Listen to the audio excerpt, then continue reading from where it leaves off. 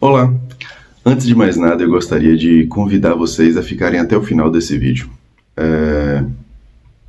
Existe uma mensagem muito importante para ser passada aqui e eu creio que vai valer a pena cada segundo. Então, se dedique a voltar sua atenção para esse vídeo um pouquinho e eu garanto que você não vai se arrepender. Eu vivi recentemente uma experiência em obra. Eu sou um engenheiro civil e às vezes acompanho, assessoro, administro algumas obras, projetos, orçamentos. E mais especificamente essa semana eu pude vivenciar um episódio que eu acredito ter sido um divisor de águas. É transformador aquilo que a gente vive na prática, porque a experiência traz um entendimento, uma compreensão de coisas que, quando são simplesmente ministradas, faladas ou orientadas, não tem a mesma clareza. Repara, enquanto eu orientava uma obra a respeito de uma determinada atividade que tinha que acontecer nessa obra, o pedreiro fez um serviço que deixou a desejar. Talvez muitos de vocês já tenham vivido uma situação semelhante, mesmo sem ser propriamente um engenheiro. Quando vai fazer uma reforma, quando pede um serviço, às vezes você faz uma orientação, instrui como aquilo deve ser executado. O pedreiro tem capacidade, tem competência, tem conhecimento, entendeu o que foi dito, se comprometeu a fazer, mas não fez com excelência. E aquele serviço mal feito gera danos à estrutura, danos à obra e danos ao responsável pela obra, naturalmente, danos materiais àqueles que estão investindo na obra. Mas o que é mais curioso nisso? É que quando o dono da obra veio me perguntar a respeito do pedreiro e do serviço que estava sendo feito, eu não poderia ser negligente enquanto um profissional técnico. Então, tecnicamente, eu deveria dar a resposta. Olha, de fato, isso não está correto, a maneira correta é feita dessa forma. E aí foi cobrado que eu instruísse esse profissional. E eu falei, olha, eu posso instruir esse profissional, eu posso acompanhar esse serviço, mas essa instrução já foi feita. E ainda que eu instrua e faça o acompanhamento de parte, não é possível o acompanhamento integral. Se não houver uma colaboração dessa pessoa que executa o serviço, toda vez que eu virar as costas ele vai fazer errado. Então essa instrução foi passada, mas de alguma forma esse indivíduo ainda escolheu fazer errado. Mas enquanto eu falava a respeito desse serviço e desse pedreiro, algo me incomodou, como se Deus dissesse: exerça a misericórdia que você deseja. E aquilo me deu um nó enquanto eu falava sobre a situação, porque naquele momento o meu ímpeto, a minha reação humana, o meu interesse primário é dizer: eu fiz minha parte, ele não quis fazer a dele. Eu instruí, mas ele ignorou. Só que antes que eu pronunciasse essas palavras, Deus me incomodou e disse: exerça a misericórdia que você deseja desfrutar. Se você quer misericórdia, exerça a misericórdia. Então, eu comecei a mudar o rumo das palavras e disse: olha, o jeito que ele fez não está certo. Foi sim instruído da maneira correta, mas ele tem capacidade de fazer o certo. Vamos conversar com ele de modo que ele compreenda melhor a importância de fazer certo. Porque ele tem como fazer certo. Ele ainda tem como fazer certo. A gente só precisa deixar mais claro para ele o quão importante é que essa execução seja bem feita. E aí o dono da obra se comprometeu a ir falar com ele, como aquele que tem o capital, é aquele que está responsável pelo resultado final da obra. E no mesmo dia a gente já começou a ter resultados bem diferentes. O que eu entendi disso? Pedreiro, engenheiro e dono da obra. O pedreiro é o operário, é aquele que está com a mão na massa, é aquele que está fazendo acontecer. O engenheiro é um administrador, é aquele que está ali para auxiliar no processo e orientar quem está com a mão na massa. E o dono da obra é aquele que de fato tem posse, propriedade e é um investidor para que aquilo aconteça. Muitas vezes nós, no posto de engenheiros, na posição de administradores, não exercemos a administração propriamente pelo indivíduo, mas pelas coisas. Às vezes a gente está mais preocupado com o recurso material do que com o recurso humano. Se está sendo desperdiçado material ou se está sendo desperdiçado tempo, troca a pessoa e vamos tocar a obra. Às vezes esse é o pensamento do administrador, frio, calculista. Mas se a gente não olhar apenas para os números e olhar para o real interesse de quem quer executar a obra, ele quer essa obra com excelência, mas ele prioriza pessoas. O dono da obra é Deus. E ora nós estamos na posição de pedreiros, como executores de algo, ora nós estamos como engenheiros, administradores de algo. Quando nós estamos na posição de administradores, nós devemos exercer a misericórdia que nós gostaríamos de receber quando nós erramos estando na posição de operários. Porque, como eu citei aqui, ora nós estamos administrando e ora nós estamos executando. E no dia que você é pedreiro? Como é que você gostaria que o engenheiro que te orienta, que te aconselha, que te capacita, te tratasse? Então, quando você estiver sobre alguém que executa, exercendo essa administração de alguma forma num cargo superior de orientação, execute essa mesma misericórdia em favor dessa pessoa. Aí, em sua defesa, ou em minha defesa, eu poderia dizer, não, mas eu tenho que cuidar dos recursos, eu não posso deixar haver desperdício, eu não posso deixar que a obra desencaminhe. Ok, não pode. Mas isso deve custar menos de forma pessoal do que de forma material.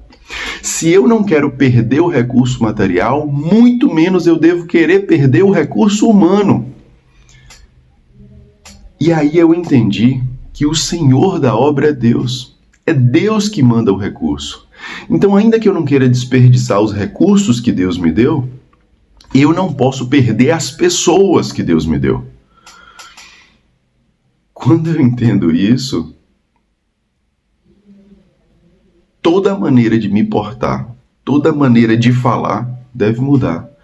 E tem uma parábola que vai contar isso, não exatamente nesses cargos, mas a gente pode compreender exatamente dessa forma, de forma muito mais clara. Perceba, eu vou ler de forma muito breve, a parábola é curta, lá em Lucas 16. A parábola do administrador infiel.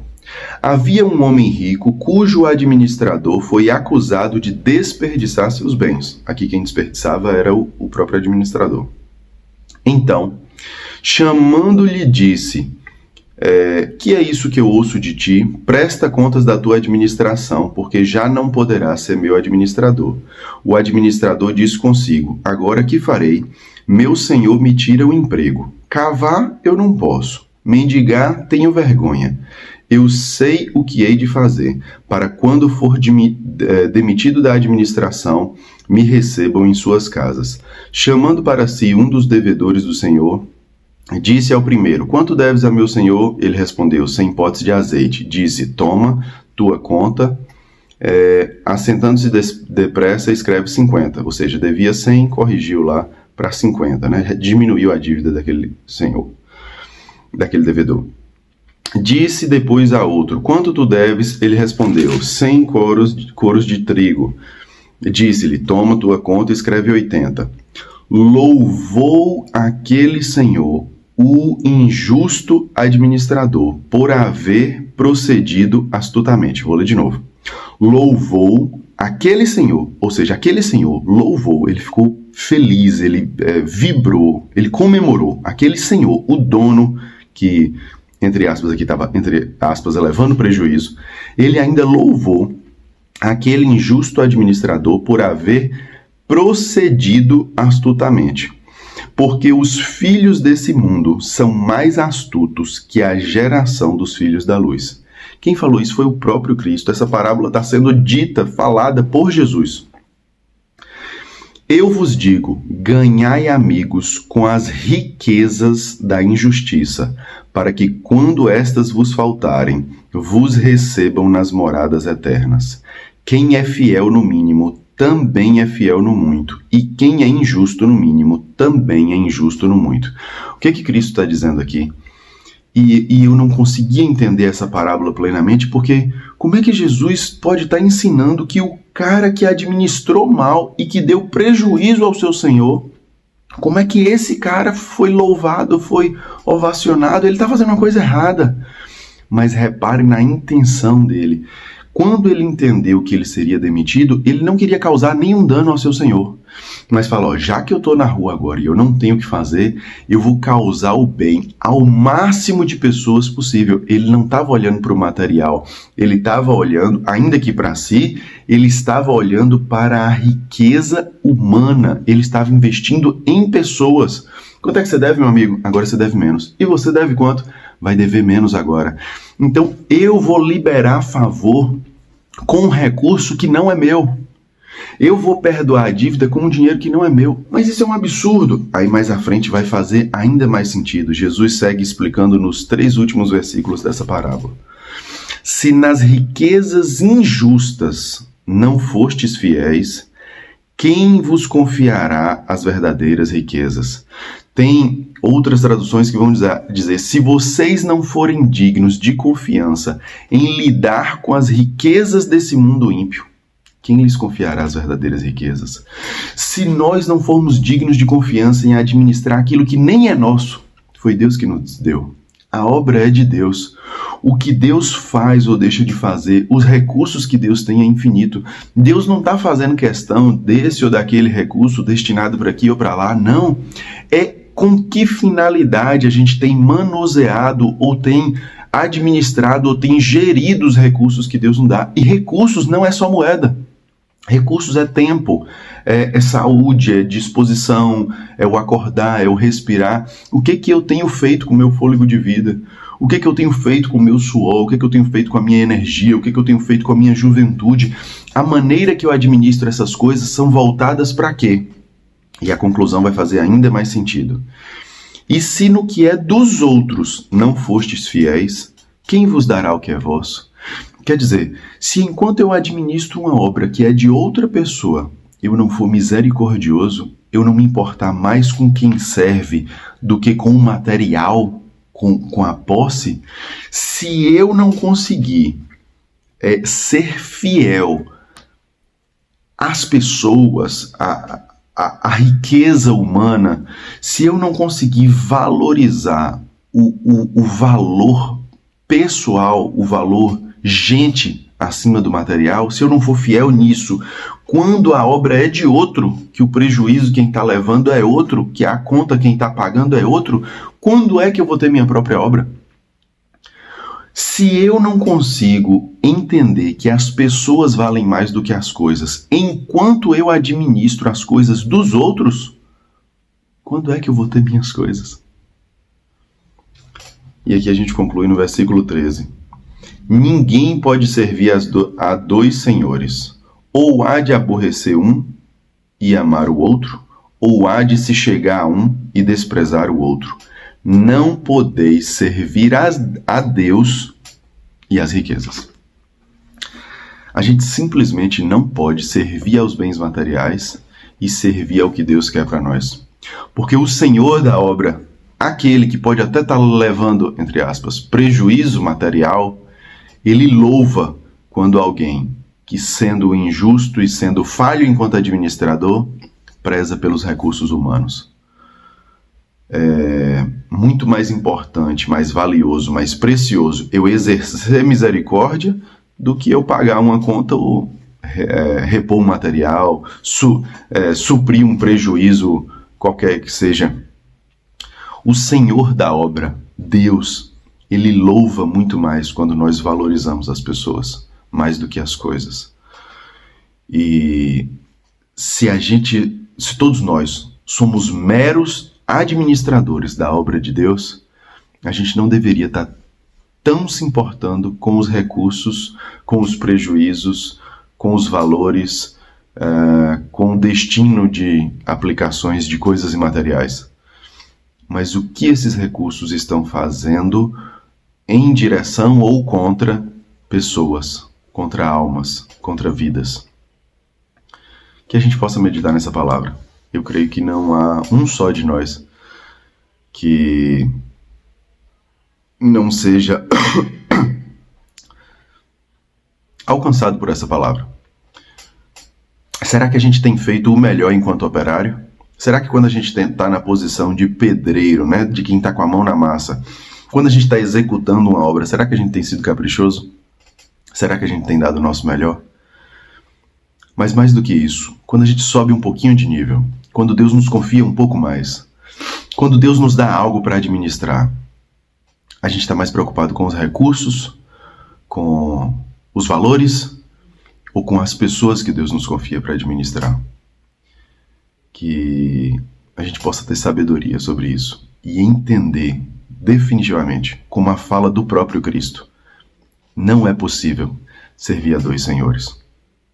Se a gente está mais preocupado com as riquezas desse mundo ímpio, nem é nosso. Nada que está aqui é nosso. Nesse planeta somos meros administradores.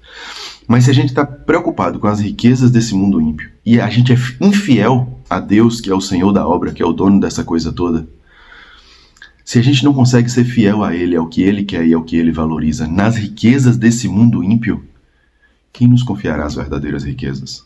Quem nos dará as riquezas eternas e celestiais? Que a gente possa meditar sobre isso. Valorize mais as pessoas. Faça o seu melhor na sua obra. E se você assistiu até aqui, curta, compartilhe, leve essa mensagem adiante, leve essa reflexão adiante. Tudo isso é para a glória de Deus. Deus abençoe o seu dia.